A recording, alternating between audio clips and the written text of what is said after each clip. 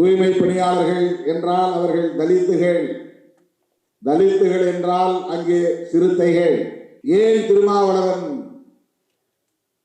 இந்த அரசை எதிர்த்து போராடவில்லை? இப்படி விமர்சனங்களை கொண்டு போகிறார்கள். மூன்றாவது நான்காவது நாளே சிந்தனை செல்வன் அங்கே போனார். ஐந்தாவது நாள் அக்கா நினைவு நாளை முடித்துக் கொண்டு நள்ளிரவில் நான் அங்கு போய் சேர்ந்தேன். 1 மணி நேரம் அவர்களோடு இருந்தேன். அதற்கு அடுத்து 6வது நாள் முதலமைச்சரை சந்தித்து இந்த பிரச்சனையை எடுத்து பேசினேன். 13ஆம் தேதி வரையில் தொடர்ந்து அமைச்சர்களோடும் பேசினேன், போராட்ட குழுவை சார்ந்த தோழர்களோடும் பேசினேன், ஒவ்வொரு நாளும் பேசினேன், மருத்துவமனையில் இருந்து கொண்டே பேசினேன். அவர்களை பணி நிரந்தரம் செய்ய வேண்டும் என்று நாம் அவர்களின் குரலோடு இணைந்து சொன்னாலும் கூட உண்மையை நாம் புரிந்து கொள்ள வேண்டும். நம்முடைய கோணத்தில் இருந்து அந்த பிரச்சனையை அணுக வேண்டும்.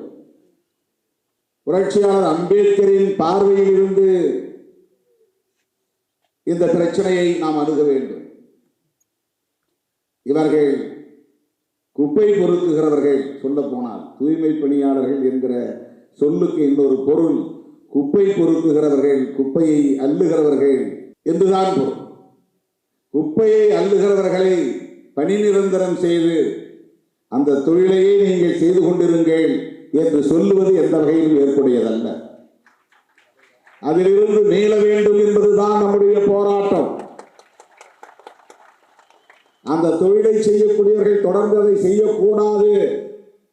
மலம் அள்ளுபவனே மலம் அள்ளட்டும், சாக்கடையை சுத்தம் செய்கிறவனே சாக்கடையை சுத்தம் செய்யட்டும், குப்பையை அள்ளுகிறவனே குப்பையை அள்ளட்டும் என்கிற அந்த கருத்துக்கு இது வலு சேர்ப்பதாக இருக்கிறது.